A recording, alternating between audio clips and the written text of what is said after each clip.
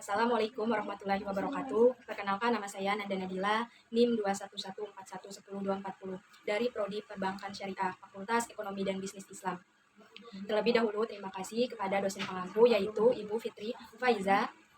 Di sini saya membuat video ini untuk memenuhi salah satu tugas mata kuliah Etika Bisnis Islam, di mana tugas kami ini yaitu mewawancarai dari beberapa narasumber. Yang pertama, ada narasumber yaitu pegawai atau PNS, dan yang kedua pedagang atau produser, yang ketiga konsumen. Assalamualaikum warahmatullahi wabarakatuh. Perkenalkan, nama saya Nanda Nadila dari Program Studi Perbankan Syariah, Fakultas Ekonomi dan Bisnis Islam. Di sini saya bertugas sebagai wawancara dari beberapa narasumber, yaitu untuk memenuhi salah satu tugas mata kuliah kami, yaitu Etika Bisnis Islam. Di sini saya ingin mengajukan yaitu 3 pertanyaan. Bisa dijawab dan dijelaskan. Makna bekerja bagi Anda dan tujuan Anda bekerja. Bagi saya, makna bekerja yaitu lebih dari sekedar memperoleh penghasilan.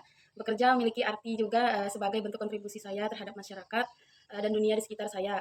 Bekerja juga memberi kesempatan bagi saya untuk mengembangkan diri saya, menghadapi tantangan dan belajar hal-hal baru. Selain itu, bekerja juga memungkinkan saya untuk menjalin hubungan sosial, berinteraksi dengan orang lain di sekitar saya, dan membangun jaringan kerja yang berharga. Dan yang terpenting adalah makna bekerja bagi saya yaitu menjadikan ibadah yang terutama memberikan nafkah untuk keluarga, memperoleh berkah, berbuat kebajikan, dan menjaga keseimbangan hidup. Dan tujuan saya dalam bekerja yaitu multifaset. Pertama yaitu ingin meraih pencapaian pribadi dan mengembangkan keterampilan serta potensi yang ada dalam diri saya. Dan juga saya ingin menjadi pribadi yang lebih baik lagi dan berkembang secara profesional melalui pengalaman kerja. Saya juga ingin mencapai kemandirian dalam finansial, merencanakan masa depan, dan memenuhi kebutuhan pribadi dan keluarga saya. Dan yang terpenting bagi saya yaitu tujuan bekerja tidak hanya sebagai suatu kewajiban atau kebutuhan ekonomi semata, tetapi juga sebagai bentuk ibadah kepada Allah Subhanahu wa Ta'ala.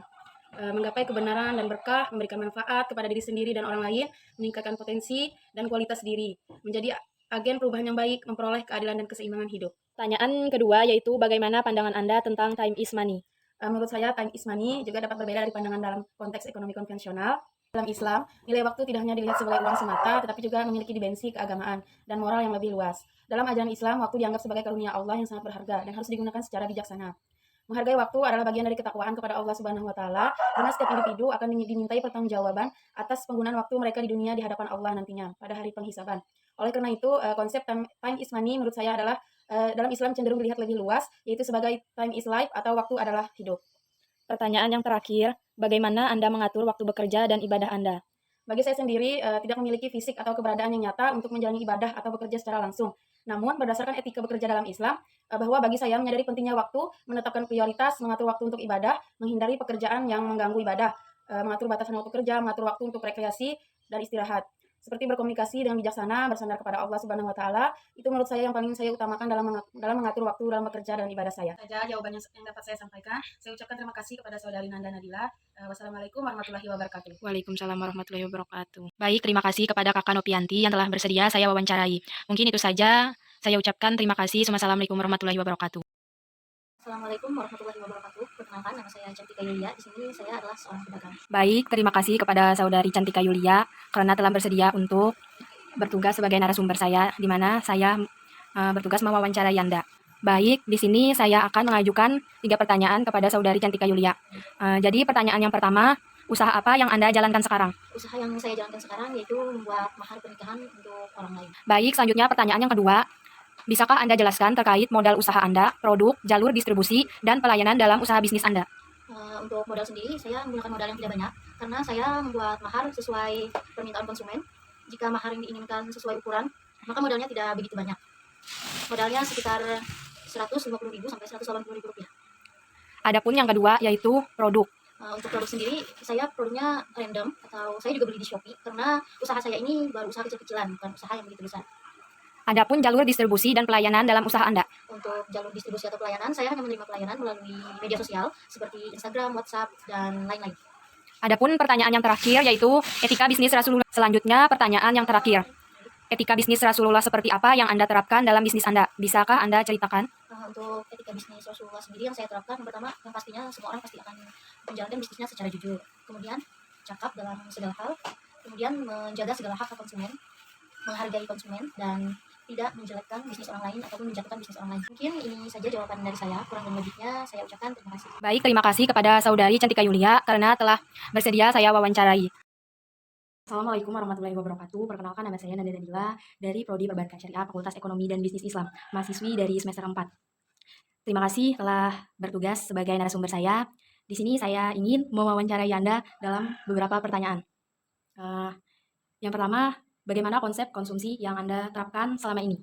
Jadi menurut saya konsep konsumsi yang saya terapkan yaitu kepatuhan terhadap hukum Islam, keadilan dan keberagaman, menghindari pemborosan, transparansi dan kejujuran berbagai dan berderma dan lingkungan dan keberlanjutan.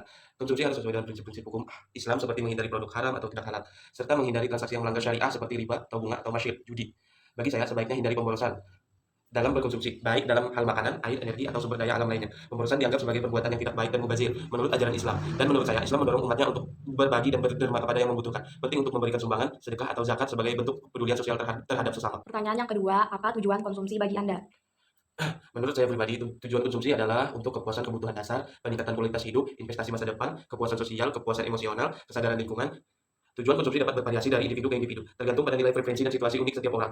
Penting untuk memiliki pemahaman yang bijaksana tentang tujuan konsumsi pribadi dan memastikan bahwa keputusan konsumsi yang diambil sejalan dengan nilai-nilai anggaran dan dampak sosial yang diinginkan. Kepatuhan kepada ajaran agama, hal ini mencakup menghindari konsumsi barang-barang haram atau meragukan serta mengikuti ajaran agama yang mengatur tentang etika konsumsi seperti berzakat, infak, dan sedekah. Baik, pertanyaan yang terakhir yaitu bagaimana sepemahaman Anda Islam mengatur etika konsumen dan konsumsi dalam Islam? Menurut saya, kepatuhan terhadap hukum Islam, Muslim diharapkan untuk mematuhi aturan dan hukum Islam dalam sebuah aspek kehidupan, termasuk dalam hal konsumsi. Hal ini termasuk mematuhi aturan mengenai halal dan haram dalam makanan, minuman, dan barang-barang konsumsi lainnya. Misalnya, makanan, minuman yang dikonsumsi harus halal, diperbolehkan dalam Islam, dan haram dilarang dalam Islam. Seperti daging hewan yang disembelih sesuai dengan tata cara Islam, dan menghindari alkohol dan produk-produk yang mengandung babi atau bahan-bahan haram lainnya. Mungkin itu saja jawaban dari saya, kurang dan lebihnya mohon maaf. Wabillahi taufiq wal hidayah. Wassalamualaikum warahmatullahi wabarakatuh. Baik, dari 3 narasumber yang saya wawancarai, selanjutnya saya akan menganalisis jawaban dari narasumber yang ada 3 orang tersebut. Adapun PNS atau pegawai ditinjau dari etika bekerja dalam Islam. Menurut analisis saya, dalam pandangan etika bekerja dalam Islam, bekerja memiliki makna yang dalam dan tujuan yang mulia. Bekerja tidak hanya sebagai suatu kewajiban atau kebutuhan ekonomi semata, tetapi juga sebagai bentuk ibadah kepada Allah Subhanahu wa Ta'ala. Jadi dalam Islam, bekerja itu bukan hanya sekedar mencari nafkah, tetapi juga dianggap sebagai amal ibadah, kesempatan untuk berbuat kebajikan, serta menjaga keseimbangan hidup. Oleh karena itu, tujuan bekerja dalam Islam adalah untuk mengabdi kepada Allah Subhanahu wa Ta'ala, memberikan nafkah yang halal bagi diri sendiri ataupun keluarga, berbuat kebajikan, serta menjaga keseimbangan hidup dalam rangka mencapai kebahagiaan dunia dan akhirat.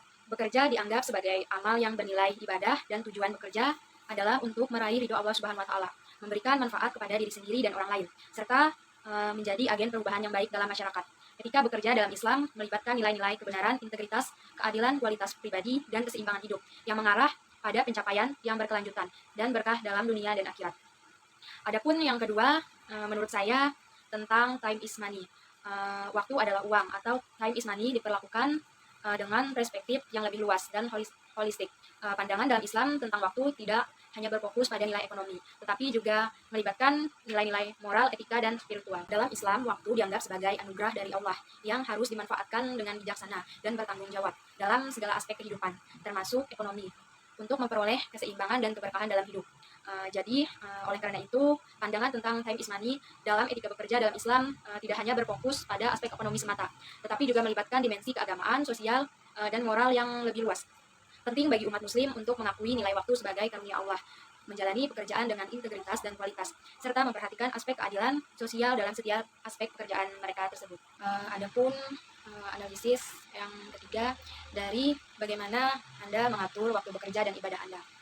Menurut saya, waktu dianggap sebagai anugerah dari Allah, dan setiap muslim dianjurkan untuk memanfaatkannya dengan bijaksana. Oleh karena itu, menyadari pentingnya waktu dalam kehidupan sehari-hari menjadi dasar dalam mengatur waktu bekerja dan ibadah. Prioritaskan pekerjaan yang penting dan memastikan bahwa ibadah juga memiliki tempat yang penting dalam jadwal harian Anda. Dan carilah waktu yang paling cocok untuk menjalankan ibadah sesuai ajaran Islam, seperti sholat 5 waktu, membaca Al-Quran, zikir, dan ibadah sunnah lainnya. Penting untuk memiliki batasan waktu kerja yang jelas dan menghindari bekerja yang terlalu berlebihan yang dapat mengganggu waktu ibadah Anda dan kehidupan pribadi Anda. Jangan biarkan pekerjaan mengambil alih seluruh waktu yang Anda tanpa memberikan kesempatan untuk beribadah dan beristirahat. Adapun analisis saya mengenai jawaban dari narasumber yang ketiga, yaitu ditinjau dari etika konsumen dan konsumsi dalam Islam, yaitu tentang konsumen. Menurut analisis saya, konsep konsumsi dalam Islam menekankan pentingnya mematuhi prinsip-prinsip etika konsumen yang melibatkan kepatuhan terhadap hukum Islam, keadilan, menghindari pemborosan, transparansi, kejujuran, berbagi, serta menjaga lingkungan dan berkelanjutan. Dalam praktiknya, hal ini dapat diterapkan dalam pengambilan keputusan konsumsi yang bijaksana dan bertanggung jawab. Eh, Menurut saya, tujuan konsumsi dalam etika konsumen dan konsumsi dalam Islam adalah untuk memenuhi kebutuhan dasar, mengutamakan keadilan, transparansi, keberlanjutan lingkungan, memilih produk berkualitas, menjaga keseimbangan antara konsumsi dan ibadah, serta selalu mengikut prinsip-prinsip agama Islam dalam setiap tindakan konsumsi yang dilakukan. Eh, Menurut saya, kita dianjurkan untuk mematuhi aturan dalam hukum Islam dalam semua aspek kehidupan, termasuk dalam hal konsumsi. Hal ini termasuk mematuhi aturan mengenai halal dan haram dalam makanan, minuman, dan barang-barang konsumsi lainnya. Dan kita diharapkan untuk bersikap pantas dan tidak berlebihan dalam konsumsi. Islam mengajarkan agar umatnya menjalani hidup dengan keseimbangan, tidak berfoya-foya, berlebihan, atau mubazir dalam konsumsi. Keberlebihan atau pemborosan dalam konsumsi ditegur dalam ajaran Islam sebagai perilaku yang tidak bijaksana dan dilarang. Dan juga menghindari barang haram. Islam melarang konsumsi barang-barang yang haram, contohnya seperti barang yang diperoleh secara curang, hasil dari penipuan, pencurian, atau korupsi. Konsumen muslim diharapkan untuk menghindari barang-barang yang berasal dari sumber yang meragukan atau yang melibatkan pelanggaran terhadap etika atau hukum Islam. Yang selanjutnya adalah yang kedua, dari pedagang.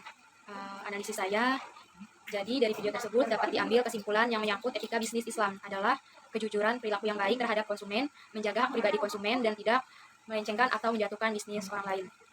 Bisnis yang dilakukan oleh seorang pengusaha harus memiliki prinsip-prinsip Islam dalam setiap aspeknya, termasuk dalam hal pembiayaan, pengelolaan, distribusi, dan pemasaran produk atau jasa. Adapun analisis saya mengenai jawaban dari narasumber yang ketiga, yaitu ditinjau dari etika konsumen dan konsumsi dalam Islam, yaitu tentang konsumen.